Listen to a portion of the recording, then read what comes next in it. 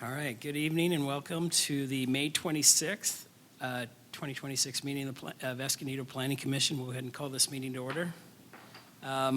Let us start, if you please could rise and join us in the Pledge of Allegiance. Ready, begin. I pledge allegiance to the flag of the United States of America and to the republic for which it stands, one nation, under God, indivisible, with liberty and justice for all. Thank you. Could we please get the roll call? Chair Spear? Here. Vice Chair Stevie? Here. Commissioner Weiler? Here. Commissioner Jester?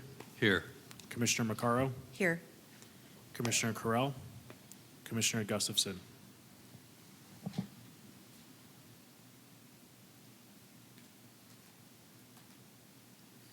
Okay. Approval of the minutes. Any exceptions to the minutes? Any exceptions? I actually did. I did have a question, a thought on the minutes. And if I can pull this up, I will share my thoughts.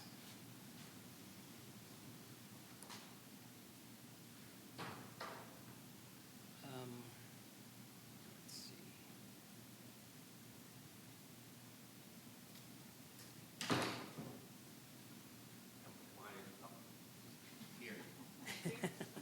Welcome.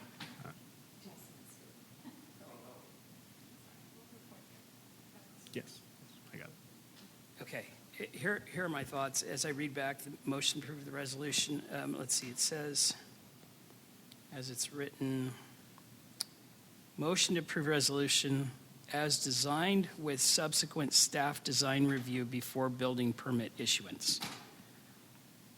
As I read that, it makes it sound like approve as designed, but we'll go through an additional staff review. I don't know if that encapsulates the discussion fully. My thought was, I'll get your feedback on it. My thought was to suggest something like approve as designed with incorporation of Planning Commission additional architectural enhancements verified by the staff design review before permit issuance. A slight difference, but what we're really, I thought the meat of what we were trying to say was we do want the incorporation of these design elements, but we want staff to take care of that review, not us. Any thoughts on that rewording? Are we okay with that or have problems with that? I don't have an issue. It may have been the way I worded the motion because I simplified it all the way down to design review. I don't know if we can we actually revise the motion based on intent? You can't revise the motion, but you could revise the minutes to more accurately or really reflect the motion. But I think in order to do that, we'd actually need to go back and listen to the audio of what the motion actually was. I can assert that I'm sure staff understands, and because it says subsequent staff design review before building permit issuance, I think that captures what is required. But if you like, I think you could move to have staff go back and listen to the audio again to ensure that that motion title captures it if you'd like to do that. Yeah, I was envisioning a scenario where for whatever reason it slipped through the cracks and our recommendations didn't get incorporated, and someone going back to the minutes and saying, well, the Planning Commission didn't ask for that to happen. It's not in the minutes. So that's what I was envisioning. I want at least there to be something to say, well, the Planning Commission actually wanted this. I hear what you're saying, which is, but we have to actually compare that to what the motion was. Right, you're not taking any additional action on this item tonight. We can't change what happened, or we can't make any change to the actual motion. The minutes need to reflect what happened at that meeting. So if they're not an accurate reflection of what happened at that meeting, then you can vote to change the minutes. Okay. Does that make sense? Yes. What's the process for doing that? We would make a motion now to have a review done of the minutes? Yes, yes. You could direct staff to go back, listen to the hearing. Sorry, I see Commissioner Weiler wants to Yes, interrupt. go ahead. So if you go and you look at the summary of commission discussion, it does talk about what our concern was, which was not essentially the design of the project itself, other than the architecture. So I think the intent of the motion was for staff to take our discussion into consideration, which was really largely about architecture, and go through that design review process administratively. I totally get what you're saying.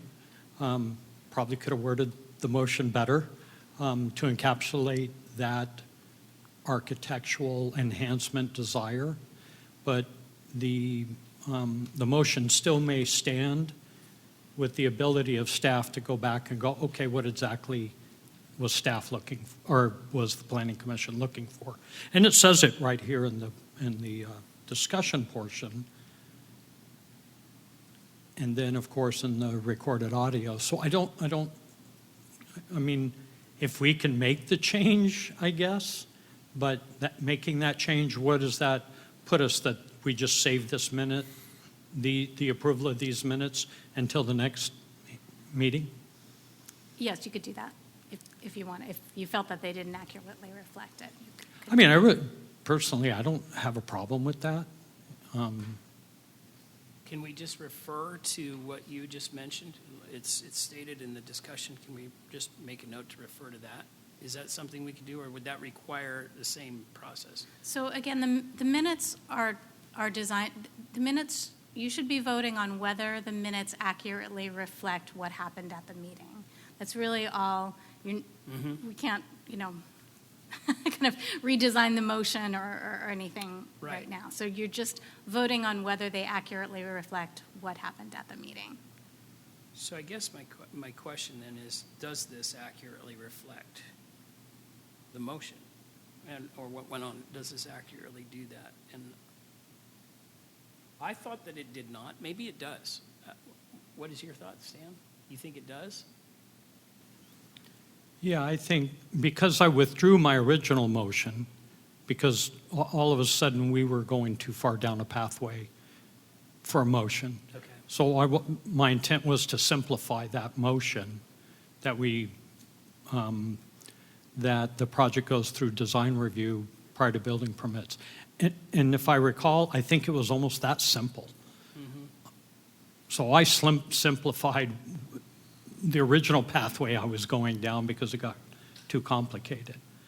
I kind of think if there's any confusion, and let's just say, we had a turnover of staff by the time that got to building permit,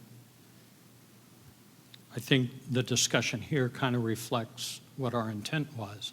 However, if the rest of the commission doesn't feel that way, I'm certainly fine with deferring the approval of the minutes to allow staff or us to listen to the audio again to make sure that the motion accurately reflects what was said.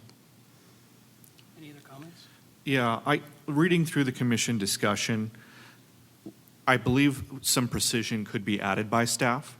There were a handful, I believe 3 to be specific, but a handful of specific things that we itemized that needed to be taken care of, including the 1-foot overhang and things like that, which are not contemplated in the commission discussion area, and I would like for those to be reflected. I think that that's reasonable, because to your point, Commissioner Weiler, if there is staff turnover by the time this actually gets back, I would like them to be able to look back and say, okay, were these specific things addressed?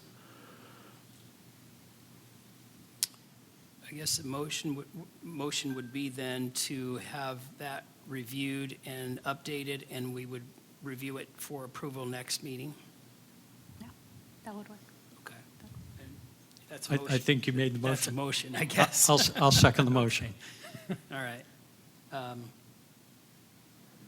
So, motion to revise the May 12, 2026 meeting minutes and to continue it to the next regularly scheduled planning commission meeting. I might put a little sharper point on that. Okay. So if I could, to include a specific outline of the items that were asked of the staff to consider in the design review process. And again, I think there were like 3 to 5 that were specifically articulated and kind of generally agreed upon by the applicant and by commission. So motion to revise the May 12, 2026 meeting minutes to include the specific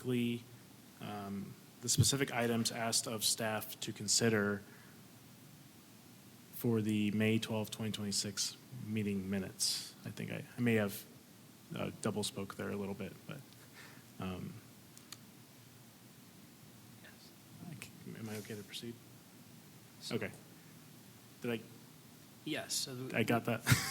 right. Sorry. So we have a motion and a second on that. Okay. Call for a vote. Alrighty. Chair Spear, Yes. Vice Chair Stevie. Sorry, I think Commissioner Jester might have a question. Oh, I'm sorry. I wasn't here for the last meeting, so this isn't a motion I can weigh in on, or no? If you should abstain if you were not present, so you don't have a view on, well, you could. I have a view now. I'm okay with it, but I don't know. Yeah, you can feel free to vote if you feel like you have a reason to vote in this. It's fine. You're not required to abstain. On the motion. On the motion, because it's Correct. about the minutes are reflecting what happened. Thank you, dear. Yes. Commissioner Weiler, Yes. Commissioner Jester, Yes. Commissioner Maccaro, Yes. and Commissioner Gustafson. Yes. The vote is 6-0 to revise the May 12, 2026 Planning Commission meeting minutes to include specific items asked of staff. Thank you. Okay. We will proceed to the next item. We have a continuation of PL 250083, Article 70 revisions with a staff request for commission to recommend approval to zoning text amendment. This is regarding the ADU, and I believe staff has a presentation for us. Good evening, Chair Spear, Vice Chair Stevie, and Commissioners. My name is Sally Schiffman, and I'm your Principal Planner of Long Range Planning. Tonight, we will be continuing the conversation regarding PL 25-0083, which involves a comprehensive update to Zoning Code Article 70 related to accessory dwelling units and junior accessory dwelling units, as well as the minor revisions to Article 1, specifically the definitions.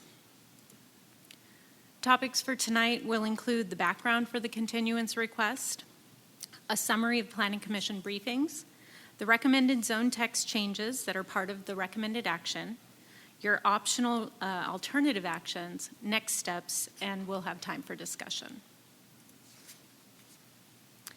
At its April 28, 2026 public hearing, Planning Commission received staff's presentation and recommendations on the proposed zone text amendment to Article 70 and Article 1 for the purposes of compliance with mandatory state law, specifically Government Code Sections 66310 through 66342.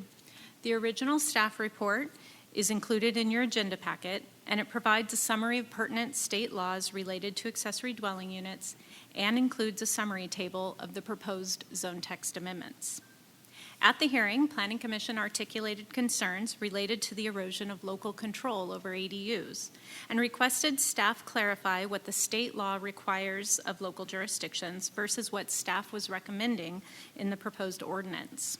The Commission further provided input related to objective design standards for windows, requesting staff prepare a more flexible menu option for applicants to comply with the proposed standard to, quote, substantially match those windows of the primary structure. Commission concluded with a vote to continue the item to tonight, May 26, 2026. All commissioners were provided the opportunity to meet with staff to discuss ADU law and the recommended ordinance changes in more detail. Staff met with Vice Chair Stevie and Commissioners Weiler, Maccaro, and Jester. Multiple topics were discussed at each meeting with 3 primary focus areas.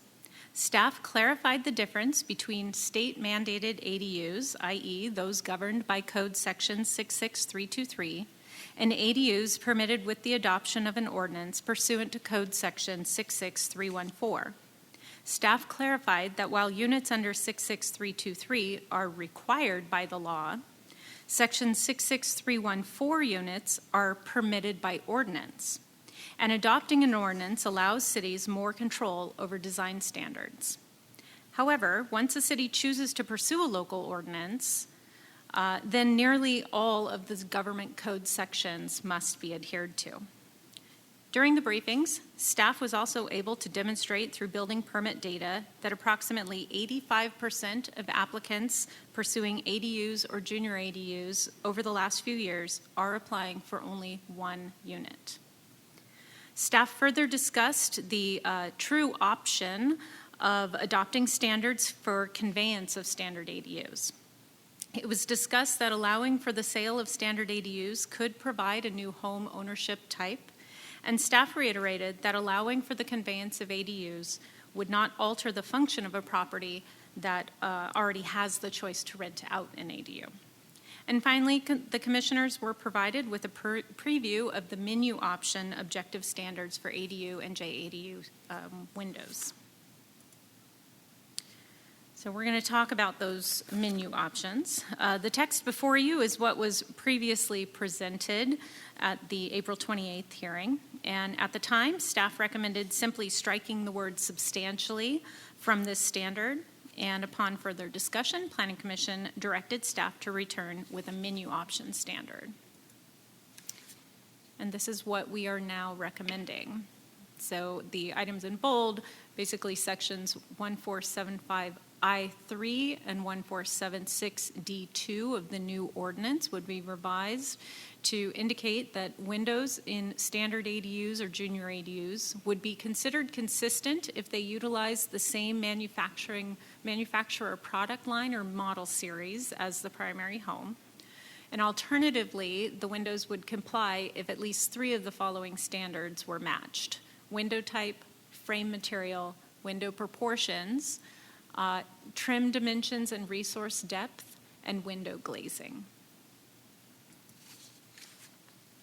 As a reminder, staff is also recommending 3 additional text changes related to the calculation of existing units on multifamily lots, a correction to the allowable height of a detached unit in compliance with Government Code Section 66321B4D, and site-specific analysis topics related to traffic flow and public safety. All 4 of these items had been brought to staff's attention through a comment letter from the California Housing Defense Fund. We have received a new letter from them dated today. You should all have that up on the dais with you.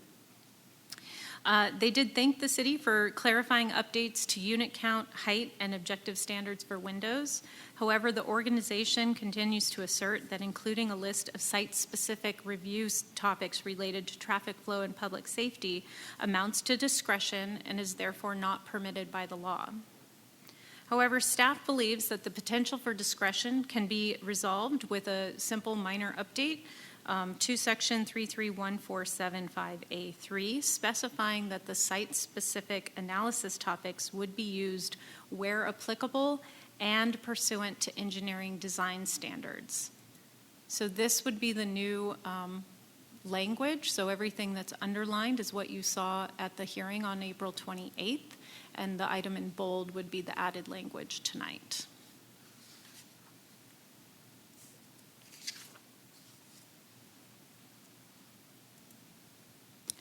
Proposed amendments to Article 70 are ministerial actions undertaken to implement mandatory state law.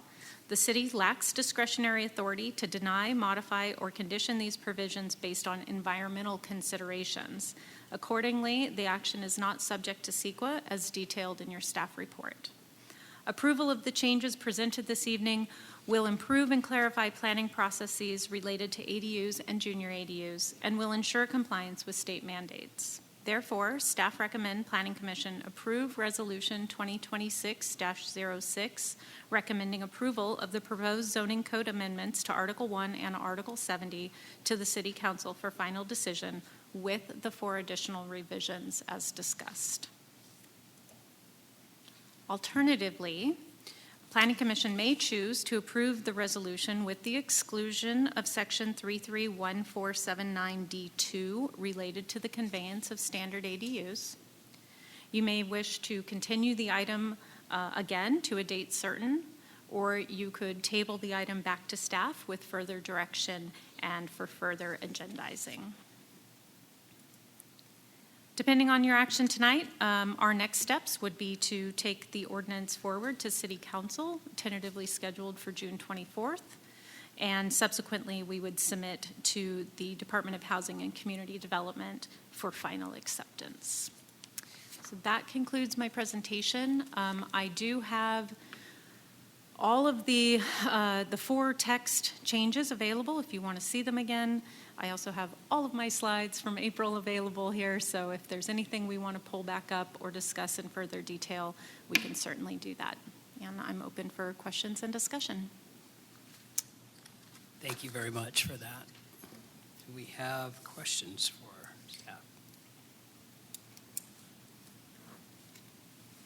I think you did a great job putting this together.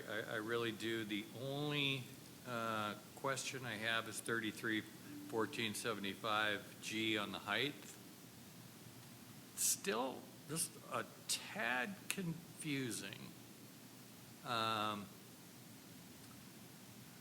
Yeah, the height, the 24 versus the 25 isn't the issue. As I read it, I'm thinking it could be a more simpler version, like the maximum height of an attached ADU shall not exceed the height of the existing or proposed primary dwelling or 25 feet, whichever is greater. I think it's the word attached in there twice is kind of confusing.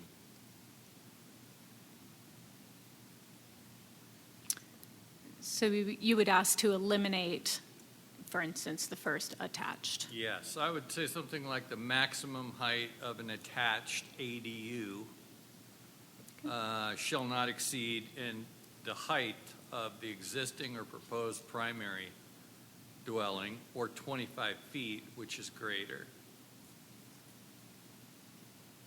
Or which is greater. Whichever, I'm sorry, is greater.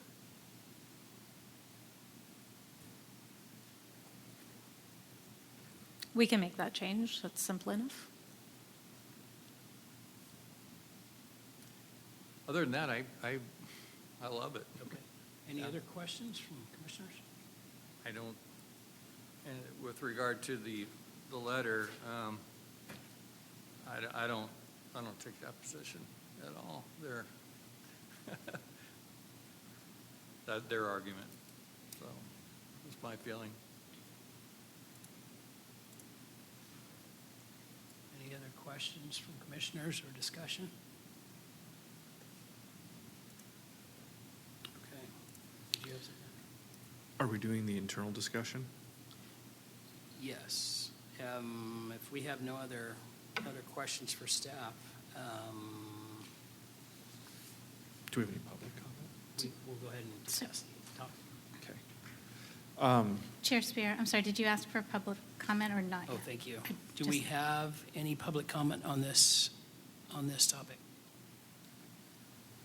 No. Okay, thank you.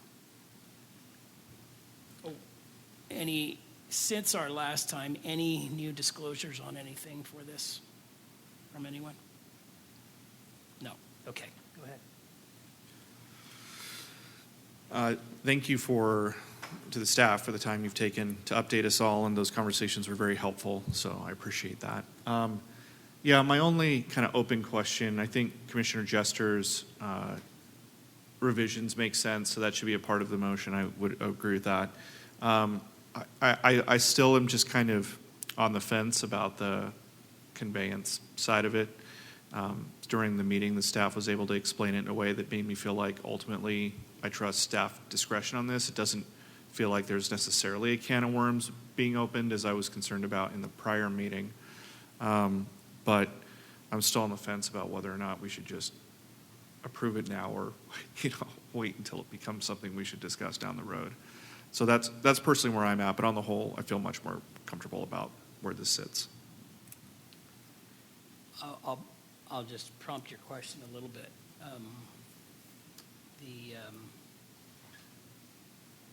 Did you want to share your concerns of what that, elaborate any on the concerns that you have regarding conveyance? Well, it's just the idea that an enterprising developer may seize upon it to turn one lot into a whole, basically a subdevelopment that they then turn around and sell.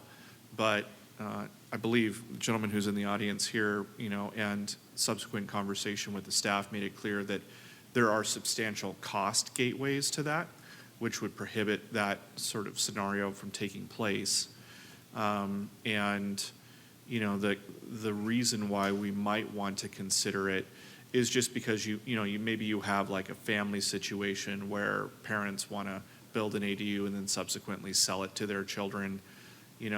That would, in that situation, it would make sense to pursue the conveyance costs because the kids could potentially acquire property for substantially less, which, fine, if that happens, I guess I don't really have a problem with that sort of situation.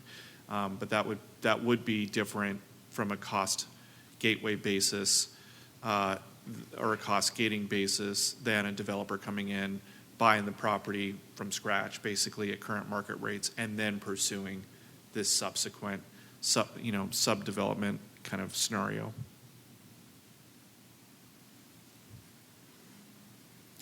Yeah, and again, thank you, Ms. Schiffman, for the report and all the revisions, much appreciated, and especially the briefing that we had. I think that was really important.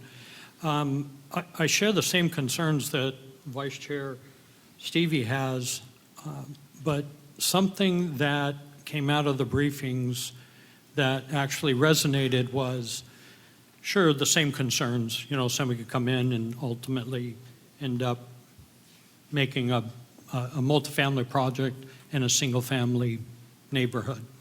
But regardless of whether or not it's for sale or not for sale, that can still occur. So that scenario can still occur. With conveyance, the ability for conveyance, now all of a sudden you've got actual ownership or the ability for ownership. And in my opinion, I think that that's what we've been striving for lately, was that ownership component to a lot of the developments that are coming in. So in my mind, regardless, you can still get those same number of units in there, but one of them gives the city or the applicant the ability to have actual ownership of an ADU. So that's kind of my feeling that really resonated with me coming out of the briefings. Yeah, what Commissioner Weiler just said definitely does make sense. What I understand too from staff is that we don't see this, we haven't seen this happen, a developer coming in and doing this. And it behooves us to think forward a little bit, to think that what we could do if it could happen in the future. Because I agree with Commissioner Weiler that, home ownership is the thing we're trying to achieve here via the condominium, process. But maybe we need to put in some safeguards to somehow, or some language to prevent that from happening in the future. I mean, we're getting onesies, twosies, right? Or mostly onesies. Yeah. So. I like the discussion because I have the same concerns, and I'm struggling with going back to you. I think you've all hit on the key point, which is what is the goal? And on one hand, I think, boy, this sounds like splitting a lot and getting multiple owners out of one lot. And is that our goal? Home ownership, or is it to provide housing for people that need housing, whether it be on the same lot or, you know, basically you have one scenario where you have people that are living under one property, and it be it temporary or whatever.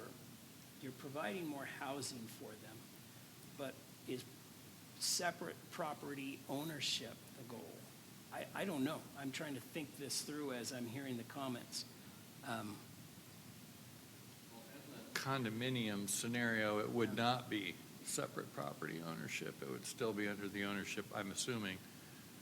And it would be conveyed as a condominium within that property. So it's a Which is whole different. owning the space between the walls, essentially. That's what Right. you're saying. It's a completely different process to subdivide and go through all of that for multifamily.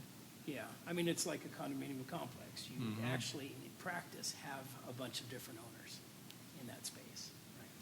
So I guess it goes back to what's the goal? What's the goal for the city of Escondido? What serves the city of Escondido?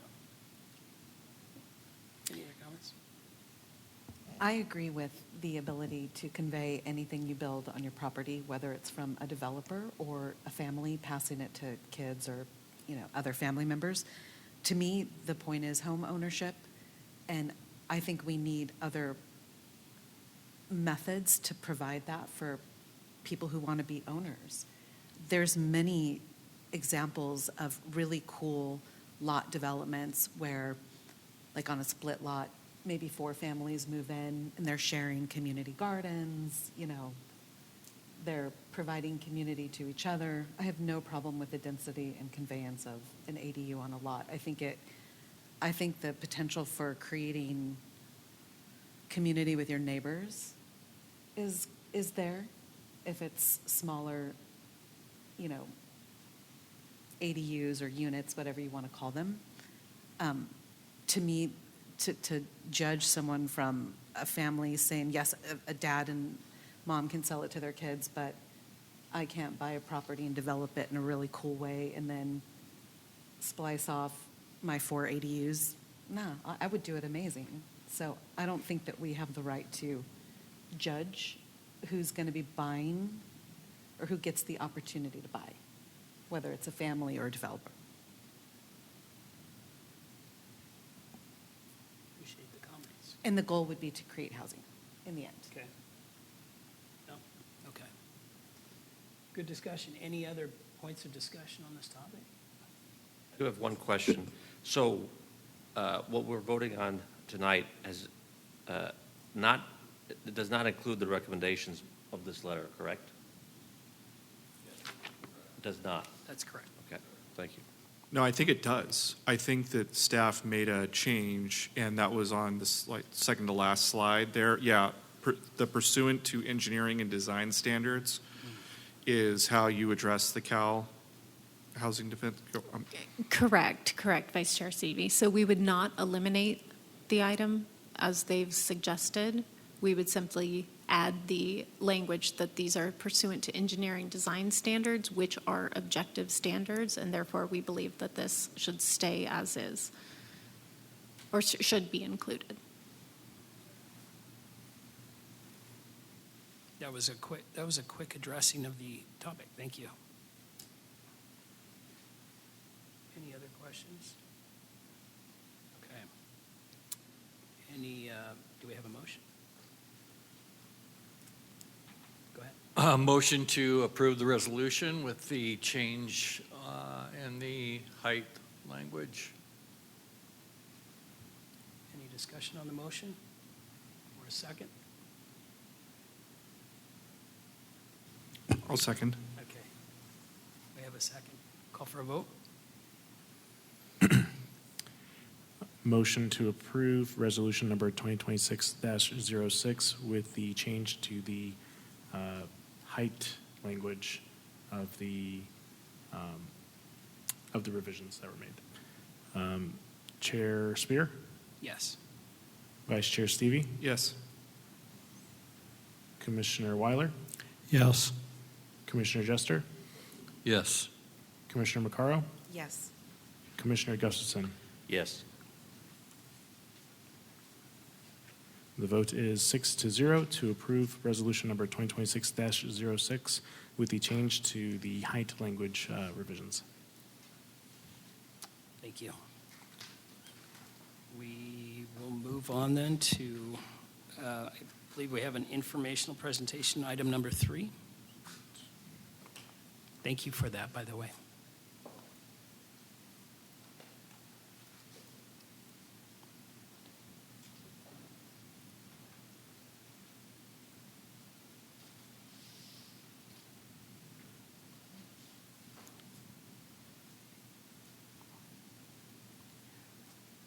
And a welcome to you as well. Garrett? Thank you. Good evening, Chair Spear, Vice Chair Stevie, and Commissioners. My name is Joel Savetko, Senior Planner in Long Range Planning, and I'm here to provide you with a presentation on Senate Bill 79, which stands to significantly impact housing development near certain transit stops. Here's the agenda for tonight's presentation. I'll start by providing an overview of SB 79 and where it applies, then discuss impacts, look at restraints, recap the process to date, present options, provide a status update, and then discuss next steps. So what is SB 79 and why should we care?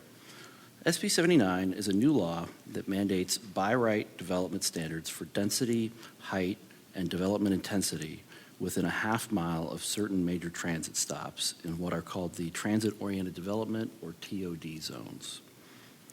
The law will override local zoning to accommodate low and mid-rise residential developments in TOD zones at densities of 80 to 140 units per acre. The law is set to go into effect on July 1st of this year. The law prevents a local jurisdiction from enforcing standards below those shown here in a TOD zone. The new development standards are most intensive within 200 feet of a qualifying transit stop. From there, they become more relaxed as you move farther away from the stop, mandating 100 units per acre out to a quarter mile and 80 units per acre out to a half mile from the stop. Now, these will effectively be the new base densities, so it's important to note that density bonus would still apply on top. SB 79 applies to Escondido's 2 Sprinter stations at Escondido Transit Center and Nordall Road. No bus stops in the city qualify for the law. The area around the Nordall Road stop will see minimal impact, with increased capacity for about 200 additional units on 3 commercial gas station sites. The rest of the Nordall TOD zone is exempt industrial land or falls outside the city limits. By contrast, the area around the Escondido Transit Center will see a major impact of increased capacity for about 15,000 additional units, quadrupling unit capacity in the area. As such, this presentation will largely focus on the TOD zone surrounding Escondido Transit Center. So here we have the entirety of the Escondido Transit Center TOD zone without any excluded parcels. Parcels shaded green would be upzoned to 140 units per acre. Parcels shaded red would be upzoned to 100 units per acre, and parcels shaded blue would be upzoned to 80 units per acre. As you can see with the parcels that extend outside the zone boundaries, if any part of a parcel is within a half mile of the transit stop, the entire parcel becomes subject to SB 79.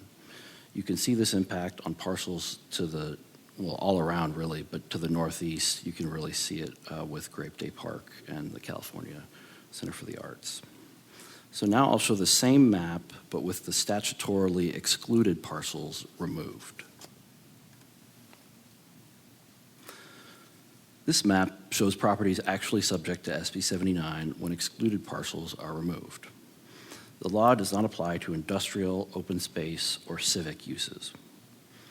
As you can see, this removes Grape Day Park, the California Center for the Arts, and Westside Park from eligibility, as well as most of the northern part of the zone where uses are largely industrial. These exclusions remove approximately half of the impacted parcels from qualifying for the law, resulting in about 500 affected parcels.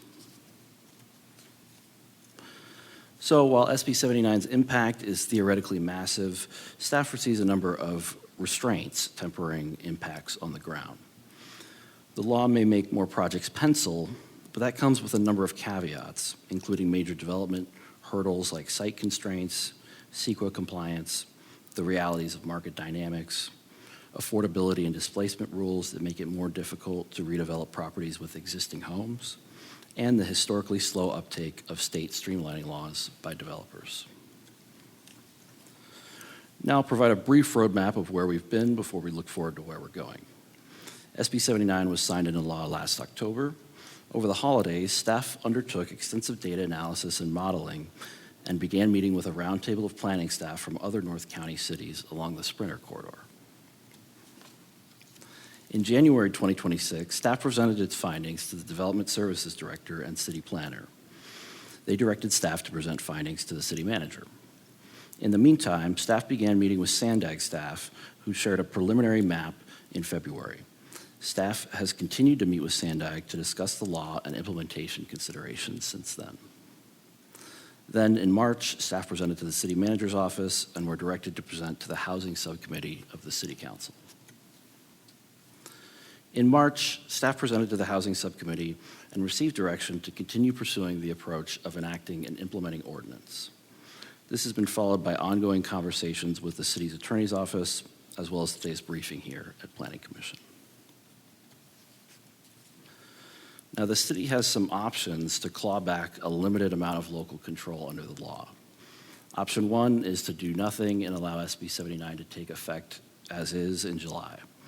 Option two is to adopt an alternative plan, which would allow transfer of density between TOD sites, so long as no site's density is decreased by more than half or increased by more than double, and the total capacity of the TOD zone is maintained.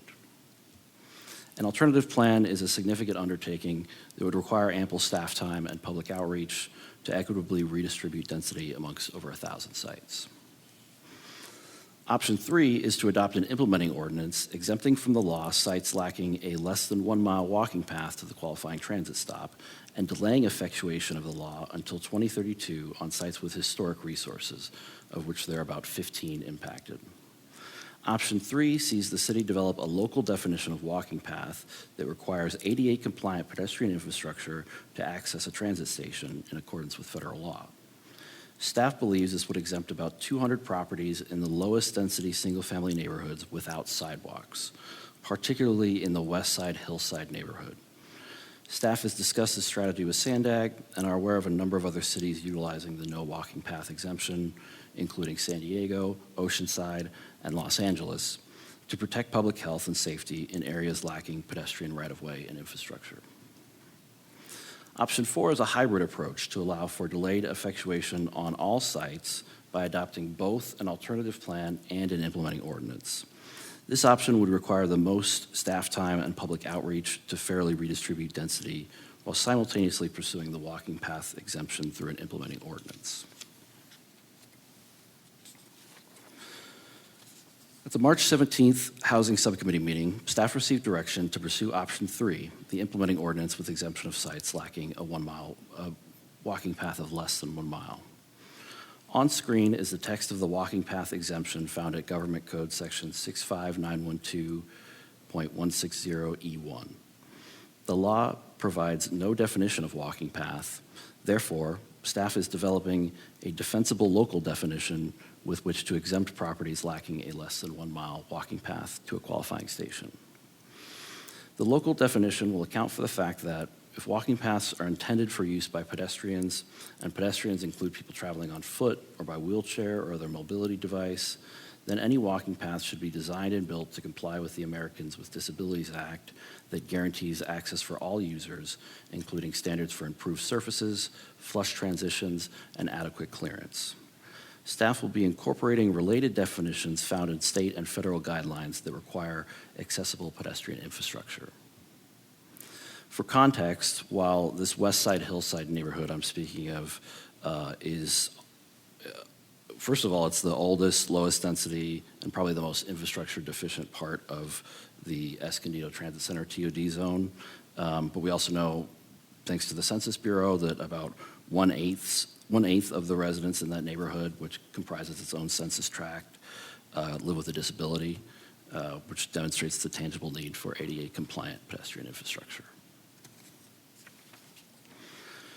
So what is implementation of the law looking like in other cities, the region, and the state? At the municipal level, staff has been tracking SB 79 implementation efforts across the state, including in North County at monthly Sprinter Corridor City meetings, in Greater San Diego County at SANDAG regional roundtables, and across the state through extensive tracking and monitoring. At the regional level, SANDAG is responsible for developing the official TOD map, but they have no timeline to release it. In the meantime, they provided staff with the exact coordinates from which they will map the TOD zones, so nothing should change whenever the official maps are released. At the state level, the California Department of Housing and Community Development is statutorily required to release guidance by July 1st on how to account for all this new capacity in the 7th cycle RHNA. In the legislature, while there were high hopes for a cleanup bill to clarify undefined terms and assist in practical implementation, the cleanup bills that remain have been effectively neutered and are anticipated to have little to no impact on SB 79 implementation in Escondido. So where do we go from here? To address SB 79 implementation in Escondido, staff will introduce an implementing ordinance at a future Planning Commission meeting. The ordinance will include the appropriate standards, definitions, delays, and exemptions to ensure SB 79 is implemented in a way that respects local conditions while maintaining the intent of the law. That concludes staff's presentation, and I'm available to answer any questions. Thank you very much. Any questions for staff? Thank you for the update and the presentation. So my understanding, and if you could go back to the table that you had. Oh, sure. This one. So I guess what caught my eye was we cannot enforce standards below these levels. Mm-hmm. So does that mean that any development in the first 200 feet can't be less than 140 units per acre? Or is it you? Yeah, that's more of a, What's the meaning there? it's more of a restriction on the city's ability to mandate density. However, you wouldn't have to develop at that density. Under this law, the minimum density to use SB 79 is 30 units per acre.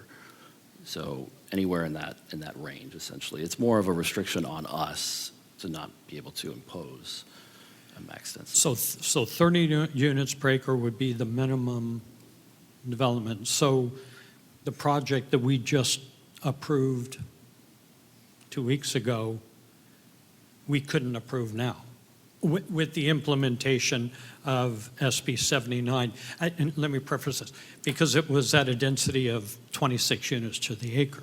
Yeah, that's correct. You wouldn't Okay. be able to, yeah. And what about the other one? So the 100 units per acre limit, same thing, it can't go below 30? So anything essentially within a half a mile cannot be below 30 units per acre? And there's no workaround for us, or we haven't gotten to that point? There may be a workaround in the future. However, at this point, I'm not aware of. Yeah, any. and that's okay. I didn't expect, I thought, as a part of staff going through this process, that may be a consideration if it already hasn't been discussed. Commissioner Weiler, thank you. Sally Schiffman, Principal Planner, Long Range Planning. I've been working closely with Joel on this as he's gone through all of the analysis and modeling and beginning to draft this ordinance. It will only apply to projects that are implementing or using this new law. So there are qualifying factors that a project must meet in order to then trigger, so to speak, SB 79. So it doesn't necessarily prevent us from processing projects just as we would with existing zoning. This would just allow, if somebody wanted to process their project pursuant to SB 79, then these standards would come into play. Okay. Yeah, I think that answered my question. Thank you. I have a follow-up then. What are the standards, or what, if a developer wants to appeal to SB 79, what do they have to do in order to do that? In order to invoke it, Yes. essentially just meet the requirements of the law. Including obviously the minimum density. There's also a requirement for the maximum unit size can't exceed 1,750 net habitable square feet. Also, the project itself has to have at least 5 units. And then at 10 units, different affordability requirements kick in that are also have to be adhered to. So let me throw a hypothetical out just to make sure I understand. Right now, as I look at this map, there are multiple bank properties on the west side of Grand Avenue, which we currently do not permit housing on. A developer could come to us and say, I bought this bank property, and I would like to turn it into a property with, I think it's in the blue area, so that's 80, somewhere between 30 to 80 units, and they would have to comply with whatever the affordability requirements are. They'd have to make sure that the units were not greater than 1,750, you said? That's correct. In size. Other than that, we couldn't say, well, this is actually currently zoned for a different use. They could just appeal to this law and supersede our zoning. Correct. Yes. Okay. And then with respect to the sidewalks, as I look at this map, I'm contemplating somebody coming and saying, you know what, it would be really fantastic if that Target were now, a mega housing development, but walking, a safe walking path from Target to the transit center, well, I don't know what that even looks like necessarily. I know there are a lot of sidewalks, but what would we have to do to make that pedestrian accessible in the vision of this? The direction that we're moving in right now is just the provision of sidewalks. So they would have to build they wouldn't have to improve like a sidewalk in disrepair, but we would just want it connected with new sidewalk, essentially. And it has to meet ADA compliance. And what about crosswalks and that sort of thing? Similar, we'd also be looking at ADA compliance for crosswalks as well. Are there any standards along those lines that we can impose? So, for example, can we make sure that the crosswalks are well lit, or that they have signage to make sure that they're safe and not just some lines painted on the street? Because some of those intersections are very dangerous, right? And so in a half mile, that's a long way. So I'm just curious to know what resources does the city have at its disposal to make sure that if we have to comply with this, that we're not setting people up for failure? Sure. So I would consult what we're going to be using, or we plan to use, is the pedestrian right-of-way accessibility guidelines, or PROAG, which are federal guidelines that implement the ADA. I'm not entirely sure if there's lighting.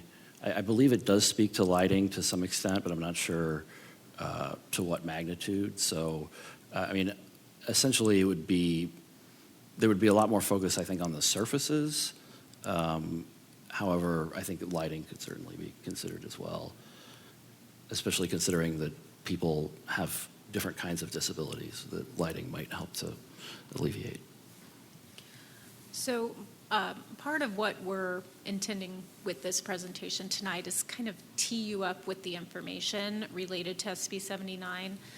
Joel is in the process of drafting an actual ordinance, which, should it be adopted, would create a TOD zone overlay for this area. And it would become a new article of our zoning code. And that article would include all of these standards that are partially, it would include our created definition of a walking path. That does not exist right now. We are in the process of creating that. It would speak to standards that exist through our engineering and transportation requirements and standards. We are looking at things like, what is a safe path? What would somebody have to install in order for it to be considered a path? We can certainly look into lighting requirements.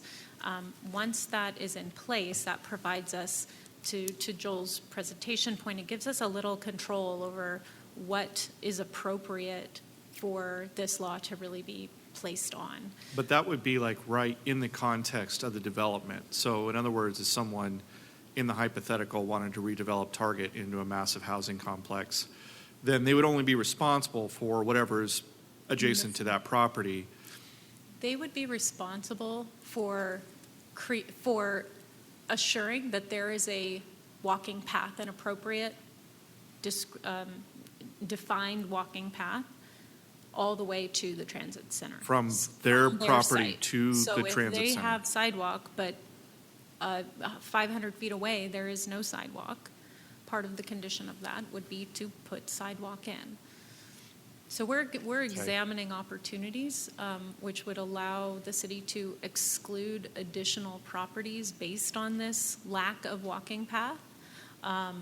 We are not prepared to present it tonight, but we will be. You will be seeing that as we move forward. Probably in the next month to 2 months, we would come forward first to Planning Commission and then Council with the new overlay, which would include a map specifying. The law makes us, requires that we specify which properties are excluded or included. So we will have that available. And then my final question is, based on this, this bill being passed and developers paying attention to this sort of thing, has the city staff received any inquiries or any sort of proposals or anything that would indicate to you that there are people ready to utilize this law for any development in the contemplated zone? We have had a couple of inquiries, and the properties were outside of this zone, so that it would not have applied. I think it is important to note that the projects that you have seen recently, the two on West Valley Parkway, the Quint Street project, senior living, even the Rowan, those properties are already zoned for 100-unit developments, potentially. So there are already opportunities potentially for developers to come in with large projects like this. This would just simply expand that. We have not had any serious inquiries yet. Okay. Thank you, Joel. I appreciate it. What is the enforcement deadline for this? July 1st of this year. Really? Yeah. Okay, so you got a short fuse. Exactly. Any idea what the minimum project size would be for very low and low income? It would be 10 units. I think it's 10 units. Yeah. Yeah, so 7% and then 10%. 7, 10, 13, yeah. Mhm. Yeah, exactly. Okay, and that'll be a component for sure in your, Yes, absolutely. yeah. Okay, well, we got a primer here. Thank you. Any other questions? Go ahead, Stan. Yeah, just one more brief question. Do we anticipate that with this bill that our RENA numbers could potentially increase? I don't know if you've heard anything that's coming out of Sandag that, all of a sudden we go from the level we're at to some other higher level. I mean, it's tough enough right now to try and meet these RENA numbers that we could be mandated to even make sure that we hit a higher number. And if you don't know, again, these are things that are just coming up. We don't know yet, and it's a great question that we've been asking ourselves constantly. HCD is required by the law to produce guidance on how cities and counties should factor this into their 7th cycle RENA. And so on July 1st, hopefully we know. I'm sure there'll still be some debate and some gray area, but that is required by the law. You said, All right, thank you. said that on July 1st, Sandag was going to give some clarity on their position on RENA for this? Excuse me, I meant HCD is supposed to give more clarity on RENA. Okay. Sandag is responsible for the maps. However, somehow they don't have a deadline in the law, so that's just. Did you say that they were mandated by law to help? I would love to see that. It is in the law. Really like to see that. There are Wait, did I say that out loud? responsibilities. There are responsibilities mandated to HCD in the law.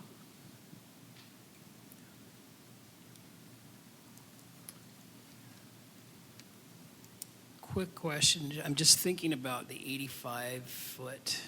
How does that compare to the height? You mentioned that the density is not unsimilar to what's already there. How about the heights? Is that similar? Or, I mean, 85 feet, that's up there. Where are we at right now in that area? Is this a dwarfing height restriction? I believe the height limit in this area is 75 feet. Looking to our Assistant Development Services Director. Yeah, I think that's correct. Yeah, I believe so. 75? Okay. So we're not looking at a significant difference from what's there right now? We're not looking at a significant increase. There are some, again, kind of thinking through restraints, there are some prevailing wage requirements that come into play once a property hits a certain height, and that may reduce the number of projects that we see at those, real tall buildings. Those would be the largest buildings in the city.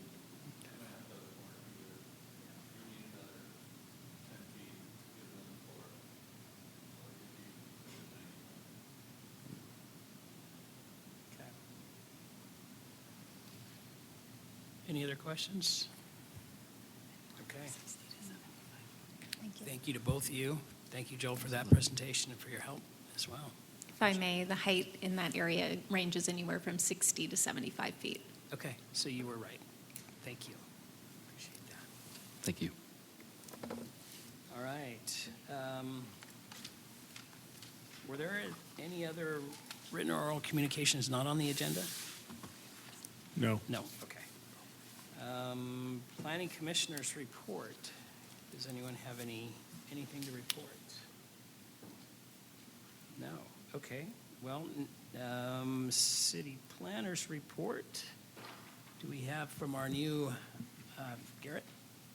Good evening, Chair, Vice Chair, and Commission members. Again, Garrett Smith, City Planner. Happy to be here.